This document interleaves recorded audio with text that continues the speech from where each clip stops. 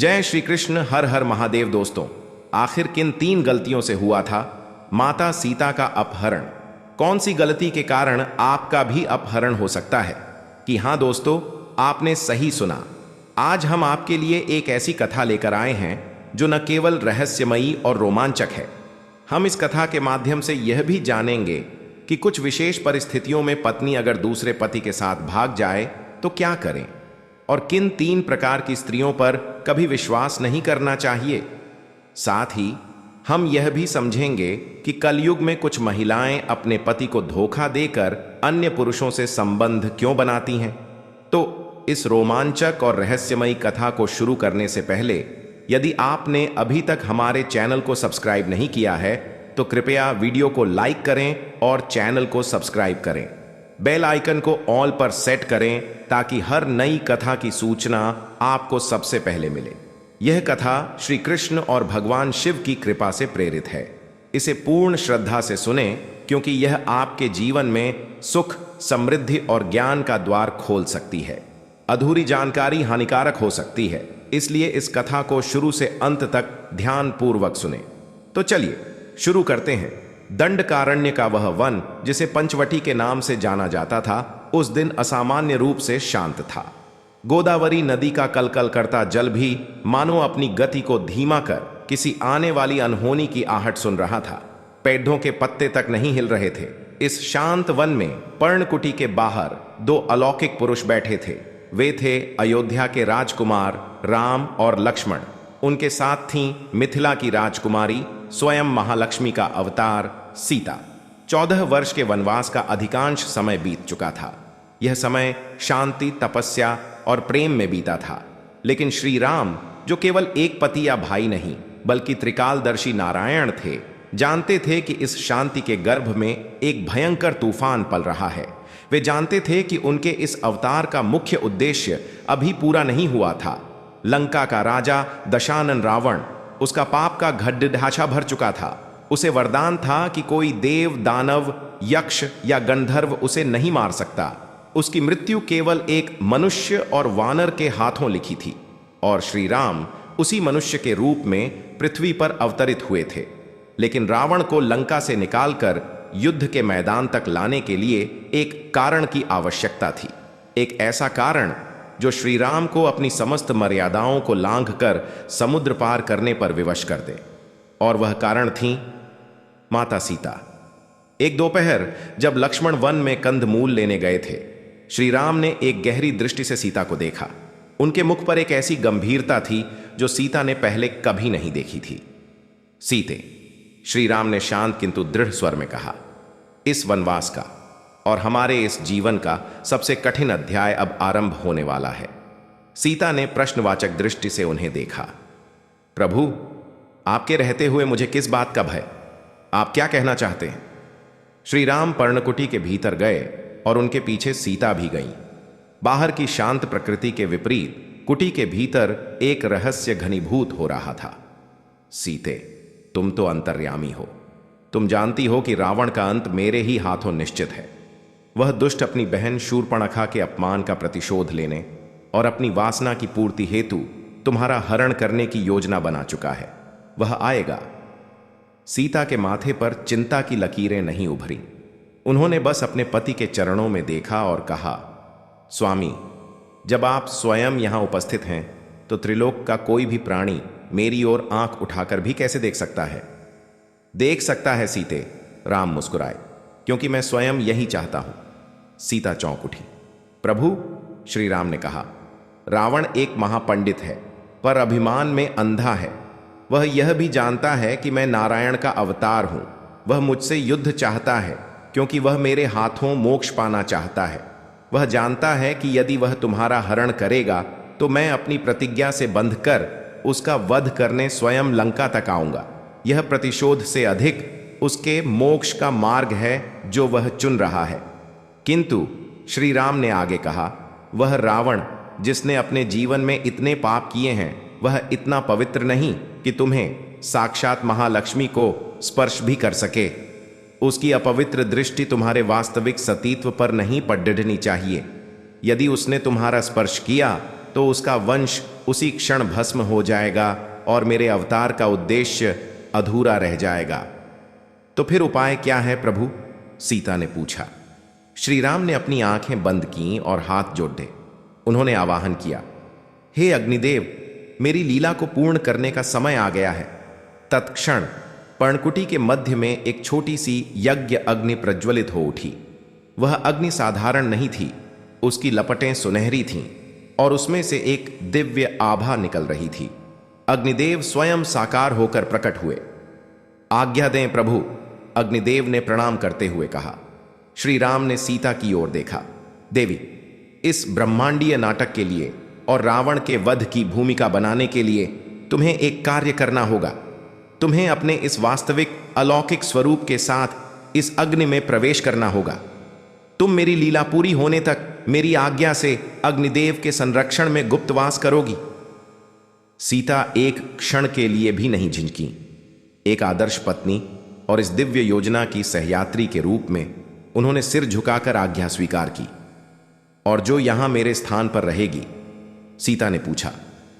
वह तुम्हारी ही परछाई होगी, श्री राम ने कहा। अग्निदेव तुम्हारे ही प्रतिबिंब से एक माया सीता को प्रकट करेंगे। वह हूबहू तुम्हारी जैसी दिखेगी, उसका व्यवहार भी तुम्हारे जैसा होगा।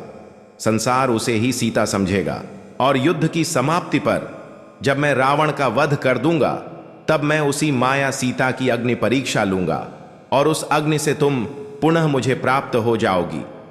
यह एक ऐसा रहस्य था जो केवल उन तीनों के बीच तय हुआ था। माता सीता ने अपने पति के चरणों को स्पर्श किया, अग्निदेव को प्रणाम किया और शांत भाव से उस धधकती हुई पवित्र अग्नि में प्रवेश कर गईं। लपटें एक क्षण के लिए अत्यंत तीव्र हुईं और फिर शांत हो गईं और अगली ही पल उस अग्नि से हूबहू सीता जैसी ही एक स्त्री बाहर निकली। वही रूप, वही वस्त्र, वही कांति, पर उनकी आंखों में एक रहस्यमय शून्यता थी।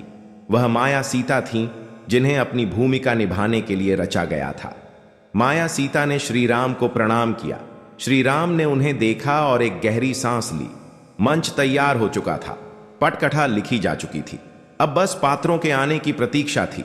कुछ ही दूर जंगल के दूसरे छोर पर रावण की बहन शूरपणखा अपने कटे हुए नाक कान के साथ प्रतिशोध की ज्वाला में जलती हुई लंका की ओर उड्डान भर रही थी। प्रतिशोध की चिंगारी और पहली गलती स्वर्ण लंका, त्रिकूट पर्वत पर स्थित इंद्र की अमरावती को भी लज्जित करती भव्य नगरी। उस नगरी का अधिपति दशानन रावण अपनी भव्य सभा में अपने मंत्रियों और चाटुकारों से घिरा बैठा था। वह वेदों का झाता था, शिव का परम भक्त था, एक महान संगीतकार और राजनीतिज्ञ था, लेकिन इन सब गुणों पर उसका अहंकार हावी था। तभी सभा का द्वार चीरती हुई, विलाप करती हुई एक विकराल आकृति ने प्रवेश किया। वह खून से लथपथ थी, उसके बाल बिखरे थे और जहां उसकी नाक और कान होने चाहिए थे, वहां केवल गहरे घाव थे। वह रावण की बहन शूरपणखा थी। न्याय भ्राता, न्याय! वह चीखती हुई रावण के सिंहासन के सामने भूमि पर गिर पड़ी। सभा में सन्नाटा छा गया। रावण, जो अपने बल के मद में चूर था, अपनी बहन की यह दशा देखकर क्रोध से कांप उठा। उसका सिंहासन हिल गया। किसका यह दुस्साहस है भगिनी? रावण ने अपनी खड्ग तलवार को म्यान से निकालते हुए गर्जना की। किसने त्रिलोक विजेता रावण की बहन को स्पर्श करने का पाप किया है? उस मूर्ख की मृत्यु निश्चित है। शूरपणखा, जो केवल एक राक्षसी नहीं बल्कि एक चतुर स्त्री भी थी, जानती थी कि रावण को कैसे भद्दाशकाना है। उसने रोते हुए बरहा चढ़ाकर पूरी कहानी सुनानी शुरू की। मैं दंडकारण्य में विचर रही थी भ्राता, उसने सिसकते हुए कहा। वहां अयोध्या के दो राजकुमार राम और लक्ष्मण अपनी पत्नी के साथ वनवासी का जीवन जी रहे हैं। वे तपस्वी होने का ढोंग करते हैं, पर वे असुरों के संहारक हैं। वे हमारे रक्षकों खर और दूषण को मार चुके हैं। खर दूषण? रावण चौंका। खर और दूषण के पास 14,000 राक्षसों की सेना थी। उन्हें मारना किसी साधारण मनुष्य के बस की बात नहीं थी। शूरपणखा ने रावण के अहंकार पर पहला वार किया। हां भ्राता, और जब मैंने उन्हें समझाने का प्रयास किया तो उन दोनों भाइयों ने मिलकर मेरा यह हाल कर दिया। उन्होंने कहा कि वे रावण को कुछ नहीं समझते। उन्होंने आपके बल को चुनौती दी है। यह सुनकर रावण की आंखें लाल हो गईं, लेकिन शूर्पणखा अब भी रुकी नहीं थी। वह जानती थी कि रावण के अहंकार को भद्दकाना काफी नहीं है, उसकी वासना को भी जगाना होगा। वह अपनी कटी हुई नाक को छिपाते हुए बोली, लेकिन भ्राता, उन अपमानों से भी बढ़कर एक चीज है जिसने मुझे यहां आने पर विवश किया। वह है उस राम की पत्नी सीता। सीता नाम सुनते ही रावण के कान खड़े हो गए। शूर्पणखा ने अपनी आंखों में एक अजीब सी चमक लाते हुए कहा, आह, क्या सौंदर्य है! मैंने अपने जीवन में ऐसी स्त्री नहीं देखी। उसके मुख के तेज के आगे पूर्णिमा का चांद भी फीका है। उसका शरीर मानो सोने को पिघलाकर गढ़ा गया हो। भ्राता, वह स्त्री इस स्वर्ण लंका के योग्य है। वह उस वनवासी राम के योग्य नहीं, वह केवल त्रिलोक विजेता रावण की पटरानी बनने के योग्य है। अहंकार और वासना। शूर्पणखा ने रावण की इन दो सबसे बड़ी दुर्बलताओं पर एक साथ प्रहार किया था। रावण ने एक क्षण के लिए आंखें बंद कीं। वह मूर्ख नहीं था। वह जानता था कि खरदूषण को मारने वाला कोई साधारण मानव नहीं हो सकता। वह जानता था कि यह वही नारायण हैं जिनके अवतार की प्रतीक्षा वह स्वयं कर रहा था। वह जानता था कि यह वही राम हैं जिनके हाथों मरकर उसे मोक्ष मिलना था। लेकिन शूर्पणखा के शब्दों ने उसे वह कारण दे दिया जिसकी उसे तलाश थी। वह जानता था कि यदि वह सीधे राम से युद्ध करने जाएगा तो वह शत्रु कहलाएगा, लेकिन यदि वह राम की पत्नी का हरण करेगा तो राम स्वयं उससे युद्ध करने लंका आएंगे। यह अपहरण रावण के लिए प्रतिशोध से अधिक मोक्ष पाने का एक निमंत्रण पत्र था। लेकिन क्या यह सब शूर्पणखा ने स्वयं किया या वह भी नियति के हाथों की कठपुतली थी? अब लौटते हैं पंचवटी। शूर्पणखा के आने से पहले लक्ष्मण, जो शेषनाग के अवतार थे और अपने भाई भाभी की सेवा में कोई चूक नहीं चाहते थे, उन्होंने शूर्पणखा को देखा था। जब शूर्पणखा ने राम और लक्ष्मण के सामने विवाह का प्रस्ताव रखा और अस्वीकार किए जाने पर माया सीता को मारने का प्रयास किया, तब लक्ष्मण ने क्रोध में आकर खड्ग उठाई। फ्लैशबैक का दृश्य, लक्ष्मण क्रोध में शूर्पणखा के नाक कान काट देते हैं। लोग इसे लक्ष्मण का आवेग कहते हैं। वे इसे पहली गलती मानते हैं। वे कहते हैं कि यदि लक्ष्मण ने क्रोध न किया होता तो शायद रामायण घटित ही न होती।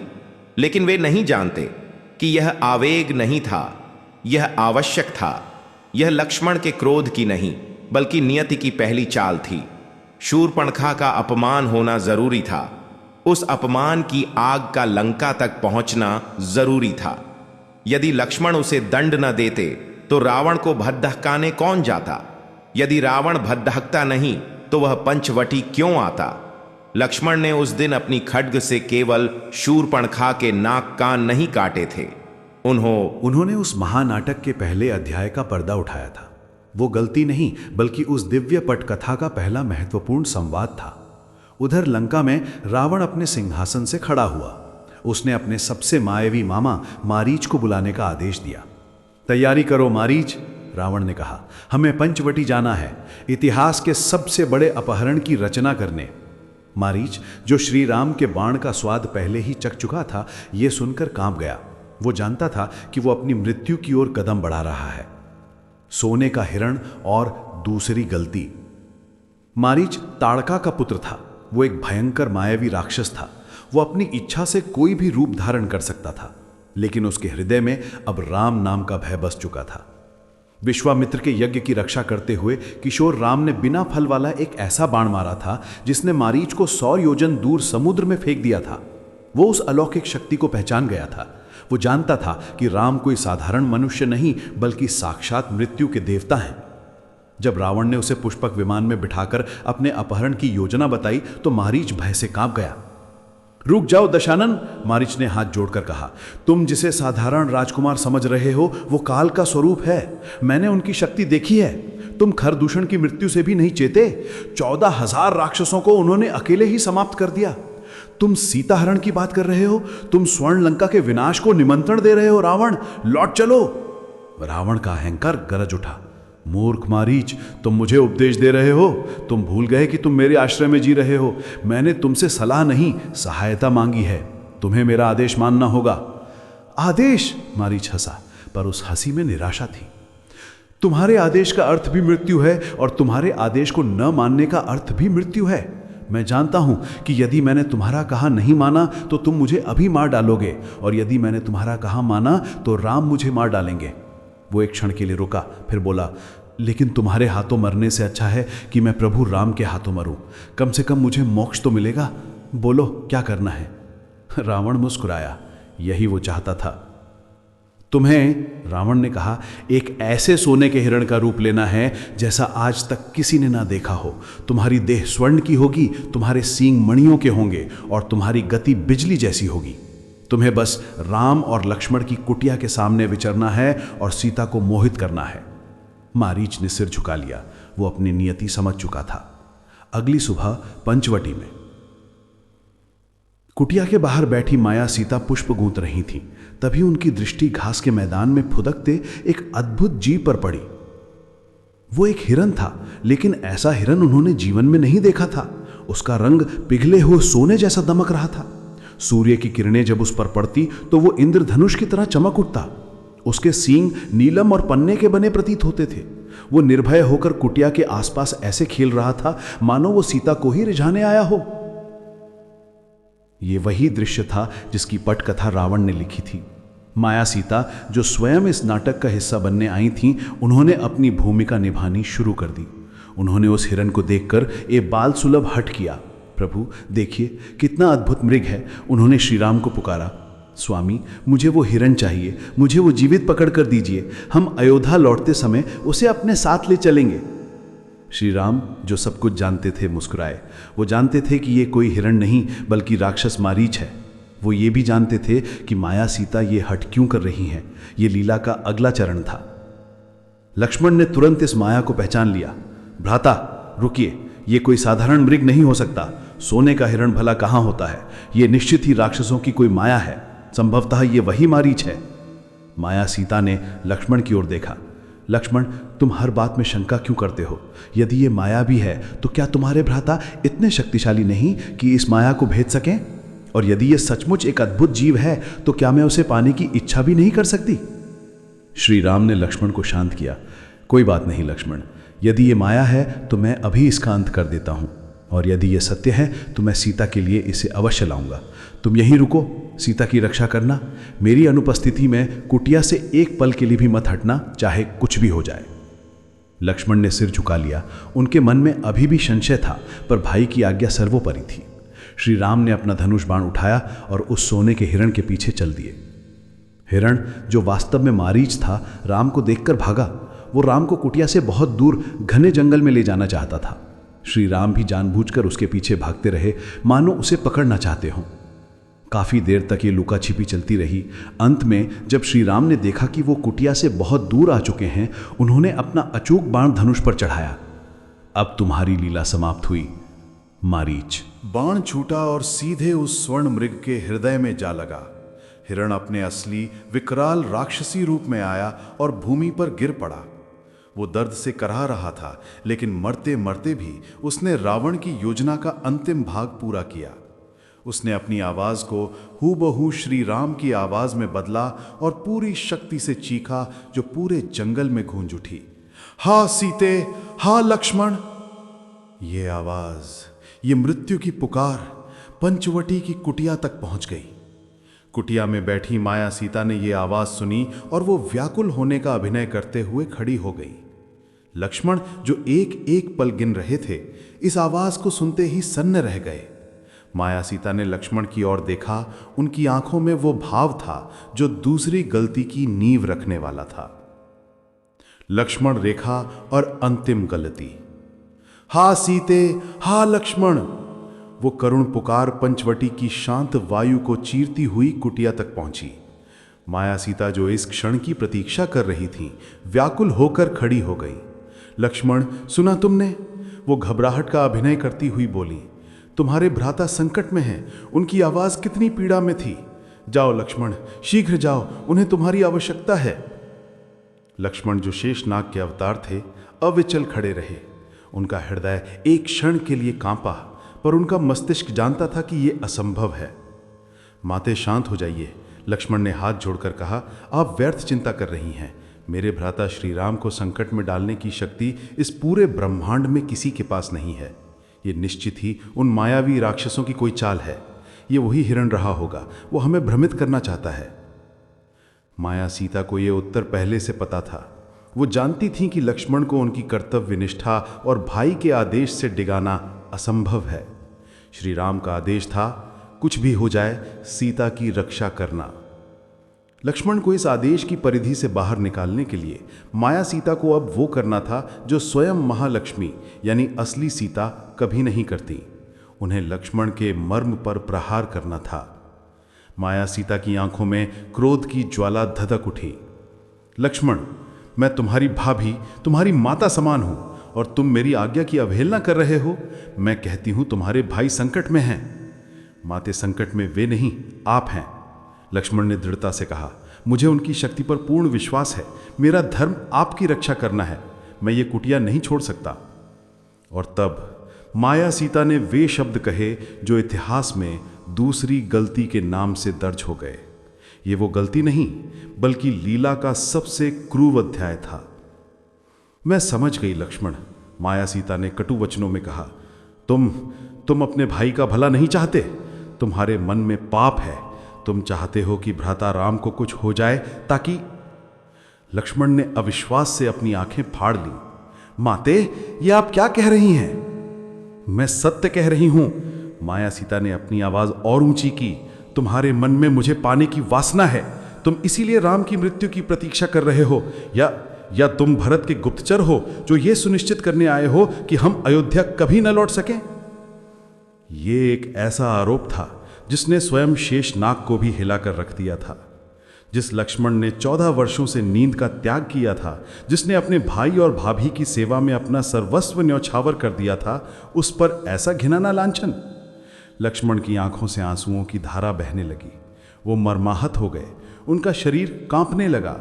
उन्हें लगा जैसे किसी ने उनके हृदय में पिघला हुआ सीसा डाल दिया हो। धिक्कार है माते, लक्ष्मण ने रुंधे गले से कहा। आपने आज ऐसे शब्द कहकर मेरा वध कर दिया। आपने मेरी भक्ति, मेरी निष्ठा सब पर प्रश्न चिन्ह लगा दिया। वो समझ गए कि अब उनका यहां रुकना असंभव है। जिस भाभी की रक्षा के लिए वो रुके थे, उसी ने उनके चरित्र का हनन कर दिया था। मैं जा रहा हूं, लक्ष्मण ने अपना धनुष उठाते हुए कहा। इसलिए नहीं कि मुझे भ्राता की चिंता है, वे तो स्वयं समर्थ हैं। मैं इसलिए जा रहा हूं क्योंकि मैं अब आपको अपना ये मुख नहीं दिखा सकता। आपने मुझे आज स्वयं अपनी नजरों में गिरा दिया। लक्ष्मण का जाना, यही तो माया सीता का उद्देश्य था। यही तो उस दिव्य पट कथा की मांग थी। रावण के आने के लिए मंच का खाली होना आवश्यक था। पर जाने से पहले लक्ष्मण ने अपनी एड़ी से कुटिया के चारों ओर एक रेखा खींच दी। जैसे ही उनकी एड़ी धरती को छूती, एक अदृश्य अग्नि प्रज्वलित हो जाती। ये लक्ष्मण रेखा है, उन्होंने कहा। ये मेरे तप और मेरी शक्तियों से बंधी है। कोई भी प्राणी आपकी इच्छा के बिना इसके भीतर नहीं आ सकता। माते, मैं आपसे अंतिम बार हाथ जोड़कर विनती करता हूं, चाहे जो हो जाए इस रेखा से बाहर मत निकलिएगा। लक्ष्मण चले गए। उनके हर कदम के साथ पंचवटी का जंगल और भी अधिक अंधकारमय और भयावह होता जा रहा था। कुटिया में माया सीता अकेली थी। वो जानती थीं कि अब कौन आने वाला है। कुछ ही क्षण बीते होंगे कि पर्णकुटी के द्वार पर एक छाया, एक परछाई आकर रुकी। एक जटाधारी त्रिपुंडधारी साधु की परछाई। वो कोई और नहीं बल्कि स्वयं लंकापति रावण था, जो एक तपस्वी का भेष धरकर आया था। उसने रेखा को देखा। उसकी आंखों में क्रूरता और वासना एक साथ चमकी। उसने अपना कमंडल आगे बढ़ाया और अपनी सबसे विनम्र आवाज में पुकारा, भिक्षाम देही माते, भिक्षाम देही। माया सीता ने उस साधु को देखा। वो जानती थी कि यह साधु कौन है। वो जानती थी कि अब अंतिम गलती का समय आ गया है। वो गलती जो इस पूरे अपहरण कांड को उसका अंतिम स्वरूप देने वाली थी। रेखा का भ्रम और लीला की पूर्णाहुति। भिक्षाम देही माते। रावण जो साधु के वेश में था, अपनी आवाज में करुणा भरकर बोला। माया सीता भिक्षा का पात्र लेकर कुटिया के द्वार तक आई, पर वे लक्ष्मण रेखा के भीतर ही रुकी रहीं। स्वीकार करें मुनिवर, माया सीता ने कहा। रावण ने उस रेखा को देखा। वो उसकी शक्ति को जानता था। वो जानता था कि यदि उसने इसे पार करने का प्रयास किया तो वो भस्म हो जाएगा। उसे सीता को ही बाहर बुलाना था। वो क्रोधित होने का नाटक करते हुए पीछे हट गया। अपमान, घोर अपमान। एक ब्राह्मण, एक अतिथि तुम्हारे द्वार पर आया है और तुम एक रेखा खींचकर उसका सत्कार कर रही हो। तुम मुझे इस रेखा के पार से भिक्षा दोगी जैसे किसी अछूत को दी जाती है। मुनिवर, ये मेरे देवर की आज्ञा है, मैं विवश हूं, माया सीता ने कहा। तो फिर मैं भी विवश हूं, रावण ने अपना कमंडल पटकते हुए कहा। मैं तुम्हारे इस आतिथ्य को अस्वीकार करता हूं। मैं, एक ब्राह्मण, तुम्हारे द्वार से भूखा लौट रहा हूं। इसका पाप तुम्हें लगेगा देवी, तुम्हारे पति को लगेगा। एक सन्यासी का यह शाप है कि तुम्हारा यह सुख, तुम्हारा यह वैभव नष्ट हो जाएगा। यह था अतिथि धर्म का पासा। माया सीता जानती थी कि अब उन्हें अंतिम गलती करनी ही होगी, वो गलती जिसके लिए संसार आज तक उन्हें दोषी ठहराता है। यदि वो रेखा के भीतर रहती तो लीला अधूरी रह जाती, रावण का हरण का प्रयास विफल हो जाता। यदि रावण विफल होता तो वो लंका नहीं लौटता। यदि सीता लंका नहीं जाती तो राम के पास समुद्र पार करने का कोई कारण नहीं होता। और यदि राम लंका नहीं जाते तो रावण का वध और धर्म की स्थापना का महान कार्य अधूरा रह जाता। ये रेखा कोई साधारण रेखा नहीं थी। ये धर्म अर्थात अतिथि सत्कार और लीला यानी हरण होने के बीच की अंतिम सीमा थी। माया सीता ने धर्म को नहीं, लीला को चुना। रुकिए मुनिवर, एक अतिथि को निराश लौटाकर मैं पाप की भागी नहीं बनूंगी। और ये कहकर माया सीता ने जैसे ही अपना दाहिना पैर लक्ष्मण रेखा के बाहर रखा,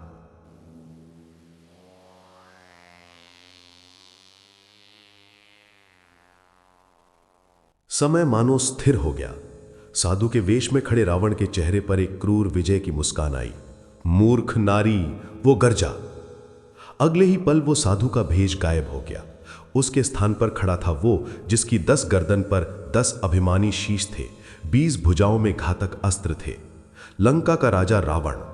इससे पहले कि माया सीता कुछ समझ पाती, रावण ने उन्हें बलपूर्वक पकड़ा, अपने कंधे पर डाला और अपने स्वर्ण निर्मित पुष्पक विमान की ओर, जो पास ही अदृश्य खड़ा था, भागा।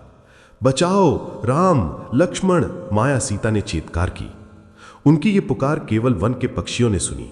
उनमें से एक था जटायु, गिद्धों का वो महान राजा जो श्री राम के पिता दशरथ का मित्र था। एक ऊंचे वृक्ष से ये अधर्म होते देख रहा था। रुक जा अधर्मी, जटायु ने रावण का मार्ग रोकते हुए गर्जना की। तू एक असहाय स्त्री का हरण करके कहां जा रहा है? मैं जब तक जीवित हूं तुझे यहां से जाने नहीं दूंगा। रावण हंसा। एक बूढ़े गिद्ध की ये हिम्मत, हट जा मेरे रास्ते से, वरना मृत्यु को प्राप्त होगा। राम की सेवा में मृत्यु भी मोक्ष है, कहकर जटायु ने अपनी विशाल चोंच और पंजों से रावण पर आक्रमण कर दिया। एक भयंकर युद्ध आकाश में छिड़ गया।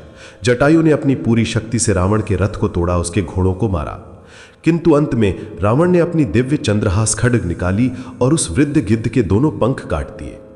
हा राम, पुकारता हुआ जटायु लहूलुहान होकर धरती पर आ गिरा। रावण विजयी अट्टहास करता हुआ माया सीता को लेकर दक्षिण दिशा की ओर, समुद्र के पार लंका की ओर उड़ गया। जब श्री राम और लक्ष्मण कुटिया में लौटे तो उन्होंने जो देखा उससे उनका हृदय बैठ गया। कुटिया सूनी थी, भिक्षा का पात्र बाहर बिखरा पड़ा था, धरती पर संघर्ष के चिन्ह थे। सीते, श्री राम ने पुकारा। वो जानते थे कि क्या हुआ है, पर फिर भी एक मनुष्य के रूप में वो लीला का निर्वाह कर रहे थे। वे वन में भागे, सीते सीते। तभी उन्हें धरती पर पड़ा अपनी अंतिम सांसें गिनता हुआ जटायु मिला। तात जटायु, ये क्या हुआ? प्रभु, लंका का राजा रावण माता सीता का हरण करके दक्षिण दिशा की ओर ले गया है। मैंने उसे रोकने का प्रयास किया, पर मैं... शांत हो जाइए तात, श्री राम ने जटायु का सिर अपनी गोद में रख लिया। मुझे बस आपके दर्शन करने थे प्रभु, जटायु ने कहा और श्री राम की गोद में अपने प्राण त्याग दिए। श्री राम ने स्वयं जटायु का अंतिम संस्कार किया। उनकी आंखों में आंसू थे, पर उनके हृदय में रावण का वध करने का संकल्प दृढ़ हो चुका था। उपसंहार। तो गलती किसकी थी? कहानी यहां समाप्त नहीं होती। कहानी का रहस्य तो युद्ध के बाद खुलता है। जब श्री राम ने रावण का वध कर दिया, विभीषण को लंका का राजा बनाया और माया सीता को वापस प्राप्त कर लिया, तो उन्होंने वो किया जिसकी अपेक्षा किसी को नहीं थी। उन्होंने भरी सभा में माया सीता से कहा, देवी, रावण तुम्हें बलपूर्वक ले गया था। तुम इतने समय तक शत्रु की लंका में रही हो। समाज मेरी ओर देखेगा।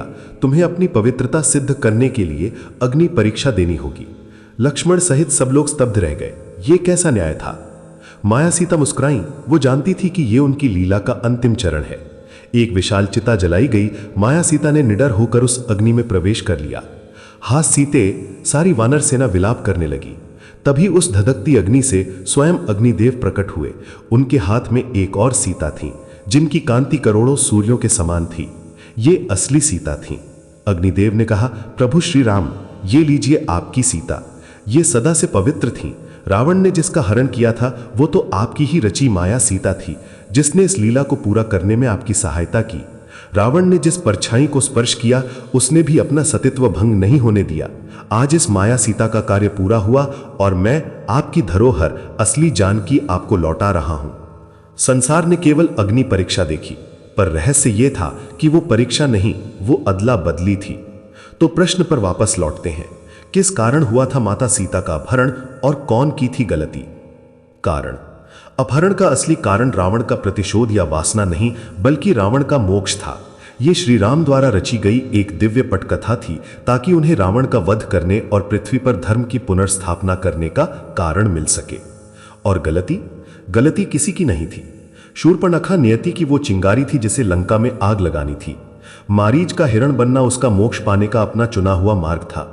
माया सीता का हट करना, लक्ष्मण को कटु वचन कहना और रेखा को पार करना, ये गलतियां नहीं, बल्कि उस नाटक की पटकथा का हिस्सा था। लक्ष्मण का रेखा खींचकर जाना उनका आवेग नहीं, बल्कि माया सीता द्वारा उन्हें विवश किया जाना था। ये अपहरण गलतियों का परिणाम नहीं, नियति का आयोजन था। ये एक ऐसा रहस्यमयी नाटक था जिसके पात्र वही कर रहे थे जो ब्रह्मांड उनसे करवाना चाहता था। आपको ये कथा कैसी लगी? कृपया कमेंट बॉक्स में अपनी राय शेयर करें। अगर आपको ये वीडियो पसंद आया तो लाइक करें, चैनल को सब्सक्राइब करें और अपने मित्रों व परिवारजनों के साथ इसे जरूर शेयर करें। हर हर महादेव। राधे कृष्ण।